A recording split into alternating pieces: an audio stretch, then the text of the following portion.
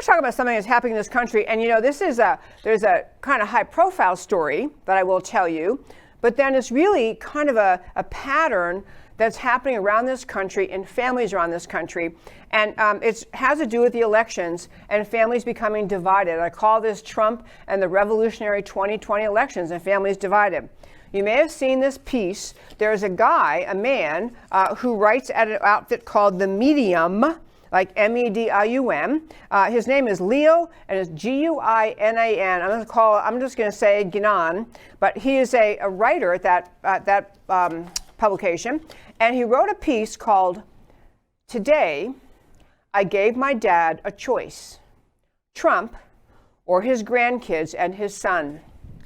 This is a guy who wrote about the idea that he went by his dad's house and saw that his dad has a Trump sign in the yard. And because this millennial dad, doesn't like Trump, he took to media. He took to a public announcement and wrote a piece telling the world, I told my dad, if you're going to support President Trump, if you're keeping that sign in your yard, you're going to support President Trump, you can never see your grandkids again. You can't see me, your son, and you can't see your grandkids ever again. And I want to talk about that a lot. First of all, about this guy and the astonishing, shallow, self-centered, pompous thinking that would go behind doing this publicly. I mean, he could privately say that, I guess. I still don't approve of it, don't agree with it, but he could have seen the Trump sign in his dad's yard and say, hey, Dad, you know what? I'm so turned off by Trump. I don't want to talk to you. We're just done talking. But he took to the media because he thinks that he is virtue signaling. He thinks he's sending a message to the world. Look how noble I am. Look how strong. Look how brave. I'm standing up. I'm going to divorce my dad. I'm going to never speak to my dad again because he said he's got a Trump sign in his yard. He's going to support Trump. So this guy puts this out there. He also had a Twitter feed in which he was putting this out too. He has since taken down his Twitter account, I think because he was being pummeled by people saying, are you out of your mind? That's the most asinine and childish thing I've ever heard in my life. But on a very serious note, I want to talk about where we are in politics in this country and what's really happening when you see stories like this laid out there. First of all, as I say, this guy writing the story, he chose not to be private. He chose to put it out there, and he actually thinks he's signaling virtue. He thinks he's telling the world, look how great I am. And I'm so bold, I'm willing to sacrifice a relationship with my dad, my own father, in order to stand up against Trump. This is what he's saying. And this is just a profoundly immature, it's hard to think of all the adjectives that should apply to this man, but immature, self-centered, shallow, pompous. So he puts this out there, and he got quite a bit of pushback, not just on Twitter, but it kind of went viral. Very proud of himself, very smugly proud of himself that he stood down his dad and tried to embarrass his dad nationally. A lot of media attention came from it. But I wanted to use talking about this story as a springboard to talk about the reality that in our country, we do have, as everyone knows, a great deal. I don't think it's as much as the media wants you to think, but we do have political division in this country. And in particular, we have political division in families related to whether or not to support President Trump. And so I want to run down kind of two paths of, I call this election of 2020 revolutionary, and I mean that in a multitude of ways. In this election cycle, in 2020, it's, at the end of the day, it's going to be a Democrat or Republican win, and it's going to be dragged out long past Election Day, and we're going to have all sorts of disputes, but we're really at a crucial America-shaping, future-shaping time. We're at a time when we have the radical left, the Revolutionary Communist Party of America leader out there saying, now's our time. We got them. Now's our time. We're going to take over America. We have radical Marxist groups filling the streets of America. No condemnation by the Democrats. No effort to shut them down. We have radical organizations around this country standing up and saying, now's our time. We have the Democrat Socialist Party of America actually claiming members of the United States Congress and Senate. We have Bernie Sanders, a very serious contender for the presidency 2 cycles in a row, getting young people's votes and openly, boldly saying, yeah, I'm a socialist. And Bernie Sanders is he's a communist. He thinks that's a great thing to say about himself.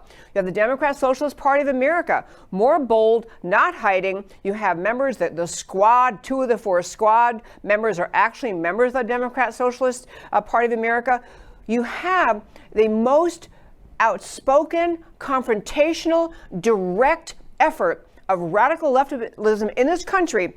Marxism, socialism, communism, all mixed together in an ugly, evil cabal, and they actually think they're going to take power. That's what's at stake in the 2020 elections. And I want to give you some other examples. I frequently talk about all the riots and what Antifa is all about and what BLM is all about. But there are other organizations in this country, too, doing similar kinds of things, similar kinds of statements. Before I get into them, I just want to mention something about the family division.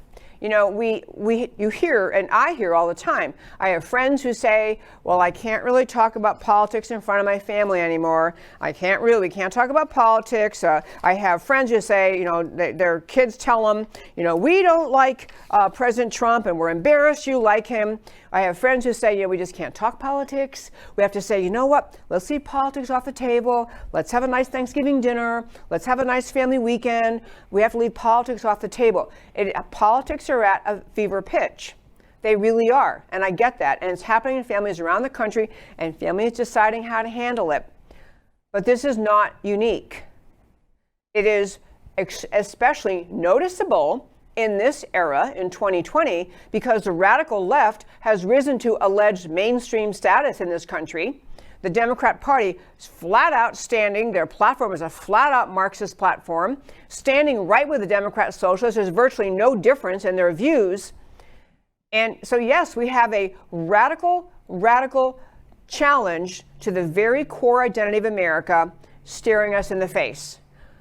We have had, though, similar times of division in our country. And these are interesting stories. I read a bunch of them before. I won't have time to go through all of them today. But back in time, in America's history, in the Revolutionary War, you had families where you had one member or several members of the family saying, yeah, we need to stand up against King George. We're going to demand our rights. We're going to demand that we not get taxation without representation. We're going to demand that we are treated fairly. We have to have some representation. We can't have this King George issuing edicts at a whim. You know, tension was rising, and you had some Americans saying, we're going to stand up and we're going to assert our rights. And you had other people saying, we're British. We can't do this. We're not going to stand up. That's our king. We are his subjects. That's what people are. People are subjects. The king is king. Everybody knows this. And you had families, literally brother against brother, father against son, siblings opposed to each other. That was true in the era of the Revolutionary War. There are great stories. In fact, you can read about them.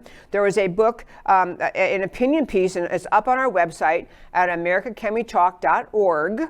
On the homepage under shows, drop-down list of links, where writers, historians have written about the real details, getting into family stories of division within families at the Revolutionary War time. And you can now, at this era, where we are today, we can look back and think, well, I mean, that's sad and that's unfortunate, but hey, you know what? We understand, because some people could not get the idea of revolution. Other people were not going to let revolution go. They're going to push it. And so you're going to have conflict. And ultimately, families didn't speak. I'm not saying it's a great thing, but it happens in consequential times. It happens. Same thing in the Civil War. Another piece up at our website, americacanwetalk.org. A piece talking about the about the Civil War times, where you had people, families who had a division in how they saw things. There were stories about a Southern military leader capturing a Northern unit and finding his own son in that unit, dying. You have families, again, father versus son, brothers divided, families divided, taking sides in the Civil War because they didn't all see it the same way. And they had people who said, I'm with the South, whatever reasons they had, and others saying, I'm with the North. And I'm saying all this to say, it is really, people right now feel in our era here in 2020, we feel emotional. We don't like the idea that we're actually seeing division in families. And we wish somehow we could just get past the election or get past this era and then get back to normal and have normal family relationships. And I do want that for everyone. I think it's wonderful. I've often said to my own family, family's everything. Family matters. Your family matters, and so you try to stay connected even though you disagree. But I really want to urge you, in this particular case, this guy who's this adult millennial, and I use the term adult loosely, but this man who wrote this piece essentially announcing divorcing his own dad because his dad had a Trump sign out, that guy, the one who wrote the article, he thinks he's standing for something noble. And we're going to get to a moment why he thinks that. But he thinks he's standing for something noble, and he's really telling his dad, you're going to come around to how I think, or we're not going to speak. And the temptation for many people in that dad's position, or even if your child didn't write a nasty piece and make national news out of it, the divisions in families are hard to take. It's tender, and it's upsetting, and you don't want to have it. And the temptation of this dad and other parents and other people seeing division in their families is to say, okay. If I agree not to put Trump sign in my yard, then can we be friends? Then can we smooth things over? If I agree I won't vote for Trump, even though no one ever knows how you voted, but if I agree not to support Trump anymore, can we be friends again? The temptation is to give in to the belligerence of the leftists in this country, because that's all this son is saying is, I'm a belligerent, intolerant leftist, and I insist my dad see things my way. I insist because I'm a belligerent, intolerant leftist, my dad has to agree with me. And it may have been tempting for this dad to say, okay, let's get along. But understand, people, this battle in 2020, it really is a parallel in importance. It is parallel in importance to the time of the Revolutionary War. It's that serious. What the left stands for in this country is the absolute destruction of the founding ideas of America. The absolute destruction of the ideas of the Declaration of Independence, the ideas that we all have rights from God, and that's where our rights come from, and simply because we were born, we have those rights. And then we have an inherent God-given right to life, liberty, and the pursuit of happiness. And that includes the right to live in liberty, which means freedom and free markets. It means not having a government-controlled society. We have the right to life, liberty, pursuit of happiness. So we have the right to live in liberty, which means to pursue our free practice of our religion, our freedom of speech, everything the left is shutting down in this country. The left in America today is living in an ideological place where they have no tolerance for the basic founding ideas of America. That is the battle of 2020. That's the battle of 2020 right here, right now. That's where we are. And so even though it was very hard in the Revolutionary War era and very hard in the Civil War era, I'm sure for families to recognize, wow, my son is on the other side. My dad, my brother, or my sister, or my family are on the other side than I am. And it took political maturity. It took a kind of ideological maturity to say, I'm sorry to not be on the same side with my family, but I can't sacrifice what I believe in order to make peace with my family. Those people at that time, Revolutionary War, Civil War, it's the same thing today. We cannot sacrifice America to make peace with the belligerent, intolerant leftists trying to force their leftism, Marxism, socialism down our throats as citizens of this country. We cannot do that. We have to stand. So I want to talk about, when I say how revolutionary the left is right now, this young man's example, this millennial, belligerent writer who's saying, I'm divorcing my dad because of a Trump sign. He actually thinks he's doing the right thing because he has no idea what's really happening in this world, in this country. He has no idea. He is clueless. He has been led along by the radical left and the way they have laid things out in this country. He is, in a word, hypnotized. I'm going to come back to hypnotized in just a moment. I want to talk to you what I mean when I say this guy and literally millions like him in this country are hypnotized. They've been duped. They've been deluded by the leftist onslaught just aimed at destroying love of America, aimed at destroying the culture of America. It's been happening for a long time. But I want to hit two other points about where, when I say this is a revolutionary time, what I really mean. There was a piece recently, we talked about it briefly. It was by someone named Michael Anton, and it was called The Coming Coup. And it was a brilliant piece. I think it's up on our website again today, but it's been up there before. The Coming Coup by Michael Anton in a publication called The American Mind. And he basically is laying out what we are looking at in 2020. He's laying out the idea that the left is saying in this country, the left in this country today in 2020 is saying, we are not going to tolerate a victory by President Trump. We don't care what the majority of voters want. We don't care if the American election comes out in favor of Trump. We don't care.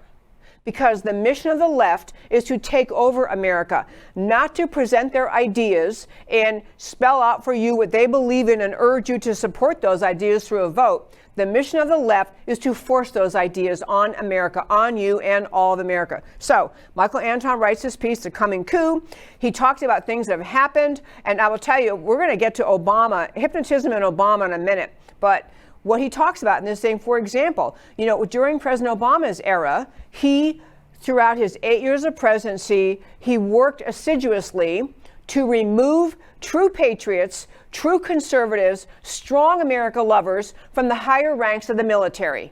He worked to force them to retire, to get them out of there, which gave rise to and allowed the moving up of the leftist social justice warrior thinkers inside the military, which seems like there shouldn't be any of those, but there actually are. So you have a military less friendly to the idea of America, less committed to protecting the idea of America. Obama worked on this for 8 years. So here you have what you had Michael Anton talking about is you had Trump's first Secretary of Defense saying openly, kind of hinting, we're not really sure if the military is going to follow a presidential order. We're not too sure if that's going to happen. And then you had his second secretary, the sitting Secretary of Defense, all but publicly saying that he would not support President Trump if he invoked the Insurrection Act. So you had the top ranks of military already saying, we're not too sure we're going to go along with Trump, hinting away. And then you had, we talked about this briefly on this show, but you had a meeting which the contents of which were made public, a meeting among 100 Democrat, big top thinker, big top powerful people, including anti-Trump former Republicans, other ruling class people, funded by Soros, a very recent, big, large meeting funded by Soros to game out, this is their term, game out the way they're going to handle the post-election term. Like, what if Trump appears to win?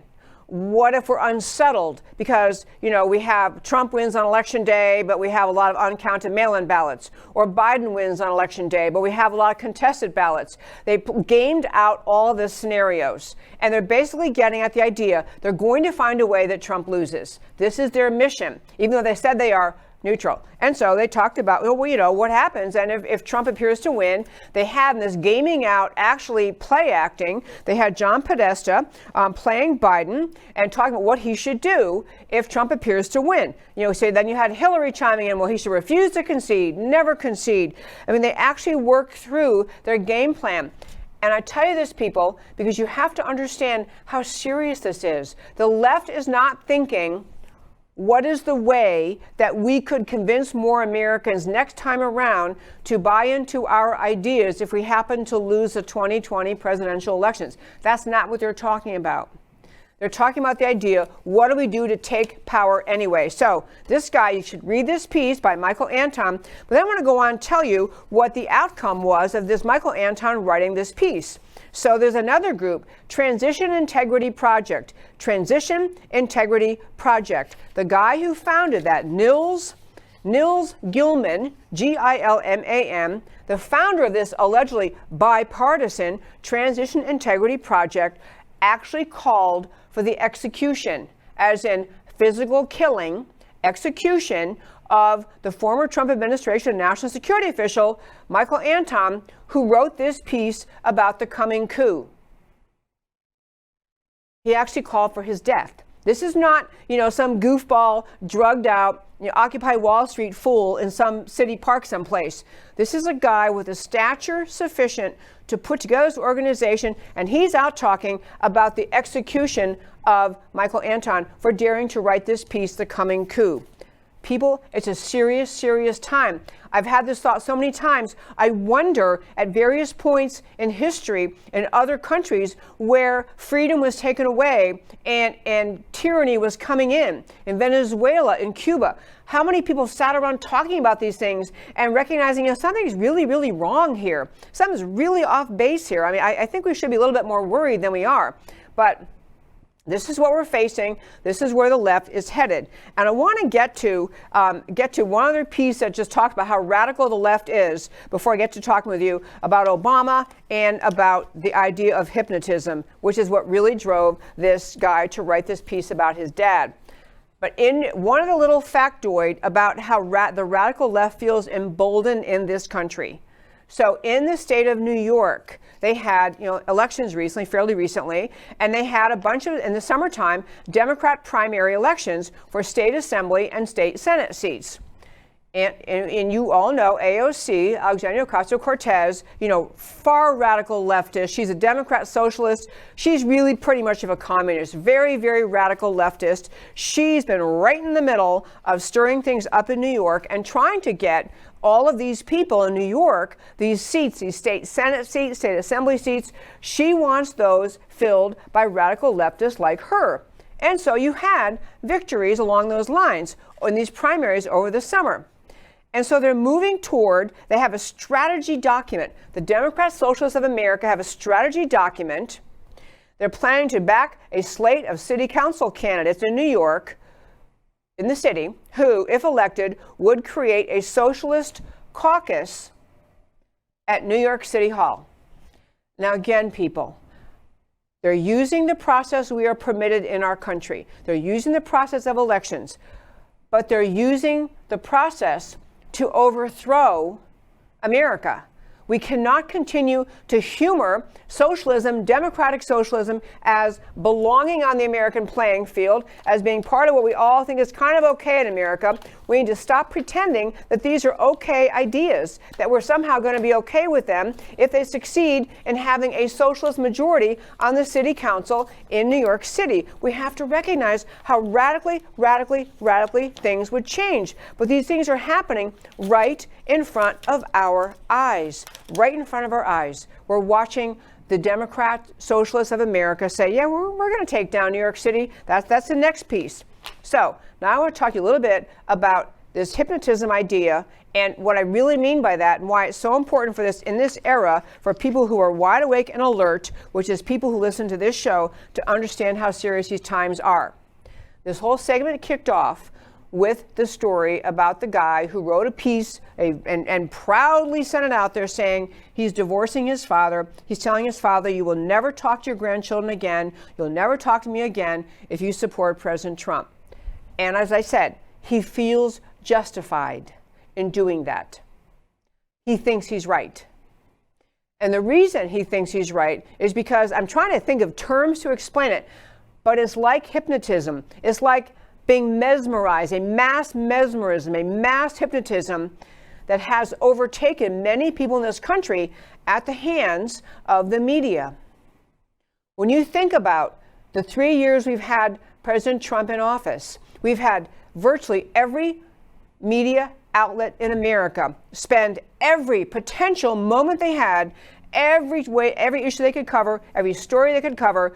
You had them talking in some way about how bad President Trump is. You had the allegations of the Trump-Russia collusion hoax. And even after it was proven there was nothing to it, millions of dollars and thousands of hours and hundreds of depositions, nothing to it at all. Everyone concedes nothing to it at all. And yet, if you add, there was polling recently showing the majority of Democrat voters still think, well, there was probably something they didn't just find it. You've had the media working to destroy President Trump since the time he announced he was running. since he was candidate Trump. You've had them attacking his character. You've had them attacking his every word, every action, every bill, every executive order, everything about his life, everything about his history.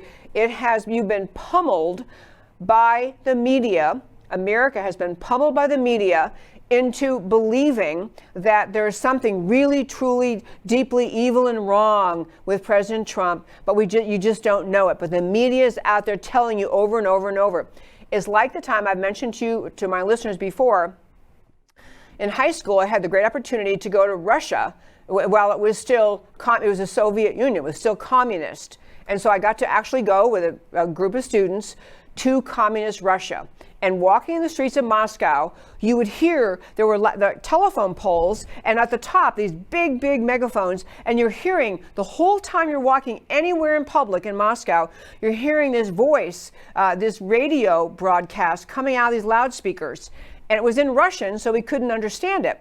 And so I asked our guide one time, well, what are they talking about? Why is that always on? And he said, it's communist propaganda. All they do. They're spewing out all day long, every day, in all the big cities in Russia, communist propaganda, the beauty of communism, the greatness of the Workers' Party, how we have set the workers free, the evil of freedom, the evil of capitalism, the evil of America. I mean, it spews out all day long. These people had no choice but to hear it all day long. It's what the media has done to this country, tried to do this country, in attacking President Trump.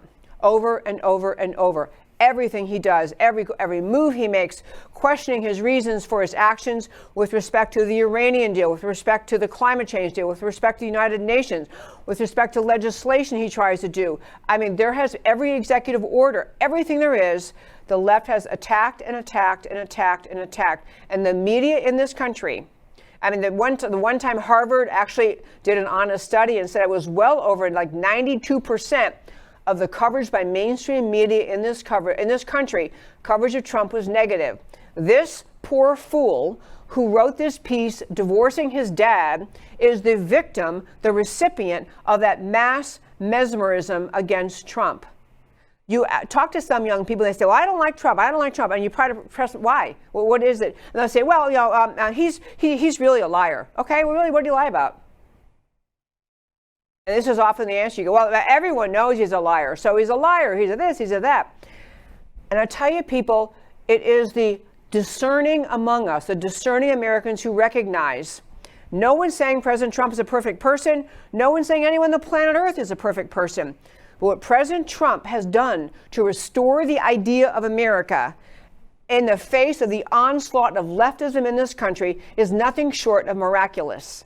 This is why Trump supporters are still Trump supporters. Those who are discerning, they're not going to get pushed off their position. They're not going to get talked out of it because some media outlet comes up with some latest hit piece on President Trump. But there are millions like this young man, the I'm divorcing my parents type guy, who have just been duped. They are people like hypnotized, and they are pulled around and pushed around by the media like a puppet on a string. You're told to hate Trump, and here's another reason, and here's what you should say, and here's what you think. And these people who do not dive in and get the big picture of America, the big picture of what we're facing in 2020, they actually think they're doing something noble, standing up for destroying the Trump presidency or for making sure he does not win the next time.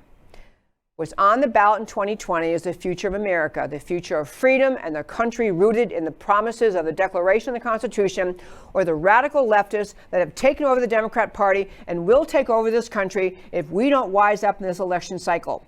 So this kid, mesmerized, hypnotized, deluded, because he has no grounding in facts whatsoever, everything he accuses Trump of saying why he hates Trump is really what the left is guilty of.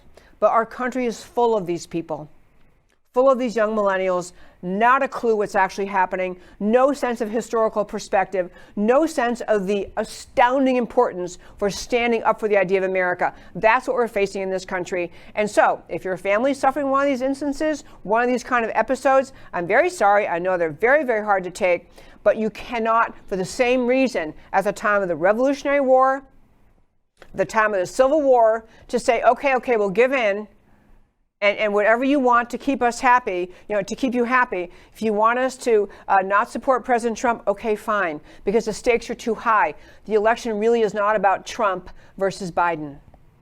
That's not really what it is. It is America the free under the Declaration of the Constitution, or America under a tyrannical government, which the left is happily trying to bring to your life. And the second thing about this hypnotism, mesmerism point, the media has been doing this to President Trump since he came down the escalator. But even worse, the media has been doing this, mesmerizing, hypnotizing, deluding American citizens about the very idea of America for at least the entire time of the Obama administration, and actually way before that. But you look at the Obama era, all the destruction done to the idea of America, and the media was silent. The media was complicit. The media was praising President Obama. Any criticism of any of his policy decisions or of anything he did was immediately met with cries of racism and hate and bigotry. And so the media succeeded in silencing many Americans who didn't want to be seen criticizing President Obama.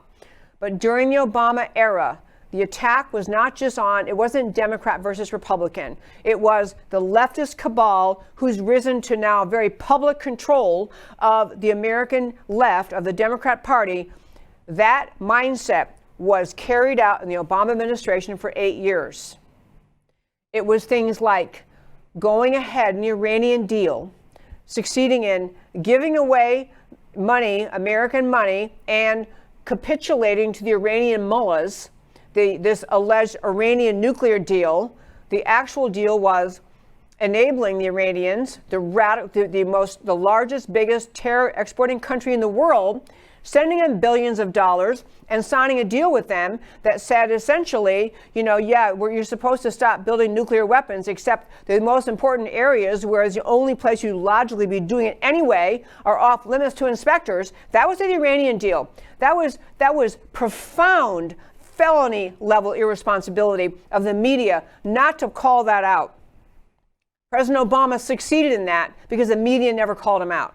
The destruction of America, the emboldening of radical Islam, and the endangering of Israel as our ally. You had the Obama administration fomenting that, and very little criticism, very little, except in the conservative circles. We had experts on our show talking about the danger of the Iranian. While it was being discussed, we had experts on saying, this is a really bad deal. I don't know why we're doing this.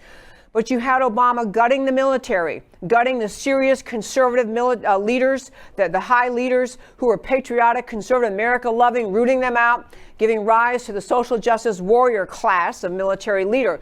You had the military in America gutted fiscally. You had drawn down the power, the ability of the American military to stand up and defend this country. You only would do that if you're trying to diminish America. You're trying to hurt America, trying to diminish America's place in the world. You had socialized medicine. The moment President Obama came to office, we began this push towards socialized medicine, which passed in March of 2010 and was probably the single biggest issue that drove the American voters to take away the Democrat majority in the House. So President Obama didn't have, because when he was elected in 2008, he had the White House, the House, and the Senate. And the American voters took one look at what he did in putting forth socialized medicine in the form of Obamacare and took it away. But again, a media complicit, covering up for his lies, not publishing the idea, not driving home the idea that President Obama promised, if you like your health care provider, you can keep your health care provider. If you like your insurance, you can keep your insurance. Flat out lies. Never possible under the program he was developing, never intended to be the law, never was the law, but no attention, no calling out of the idea, not just that the administration had to lie to get it done, but the bigger point is no effort of the media in this country to call out the idea that socialized medicine has no place in America. No place in America. It will destroy the healthcare system. It has badly damaged the healthcare system already. I could run through a bunch of other points, but my big point in this entire segment about this 2020 is a revolutionary election. This is a revolutionary election. We, on the conservative side, are holding on to the idea of America. We have to recognize what the left is bringing, what they are proposing, what they're selling to the American people is tyranny. They are selling Marxism, they're selling socialism, and you know what? It's going to cause some division in American society. It's going to cause some families to suffer division and suffer heartbreak because parents aren't speaking, or some idiot millennial, ignorant millennial, publishes an article talking about how he's so proudly divorced his dad. I'm very sorry for the dad in that case. I'm sorry for those grandkids being told they can't see their grandfather because their dad is such an ignorant millennial that somehow he thinks he's doing something virtuous by depriving his own grandchildren of getting to see their father. Politics in this country, the election cycle in this country is extremely, to state the obvious, in extremely highly tense times in this country. There's a great deal of division in this country. It is not caused by President Trump. President Trump is doing exactly what his voters elected him to do, which is steering the ship back on course for America, bringing back the idea of bringing secure borders, constitutional government, limited government, free markets, bringing back jobs. President Trump is restoring America, exactly what he said he would do. And this is why the left is so insane, because after 8 years of Obama, they've done a pretty darn good job of steering America toward the cliff, over the cliff to socialism. They were almost there. They were almost there, just getting rid of the very founding ideas of America. And President Trump came along and won and spoiled the day for them. This is why the left is so hysterical about President Trump.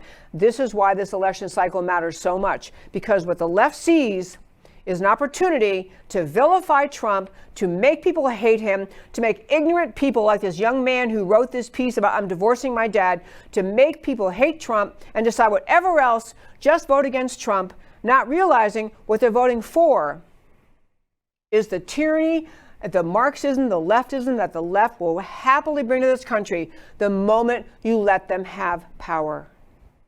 We are Venezuela back in 1999. When people in Venezuela thought, wow, this is so cool. This Hugo Chavez guy, he's going to bring everything, make everything great here. Everything's going to be free and everything's going to be utopian and happy and no more unfairness and no more poverty and no more want. Everything's going to be great. The people in Venezuela got duped in 1999 and they voted for their own destruction. Voting left in this election cycle is the same thing. It's voting for their own destruction. I'm very sorry it causes division in families. It's a sad, sad thing, and it does. But the choice of Americans in this election cycle is standing up for the idea of America, the perpetuation of the America of the founding, of the Declaration, of the Constitution, or throwing it all away and let the leftist cabal, the radical Marxists who've taken over the Democrat Party, let them have control, let them seize power, and let them do to America what Chavez and his team did to Venezuela and what you saw Castro do to Cuba. Castro ran the same kind of party, the same kind of, oh, I'm here to save you, rescue you, make you all safe, the same kind of lies. There's no difference between that, what Castro did to Cuba, what Chavez did to Venezuela, than what the left wants to do to America today. They are that radical.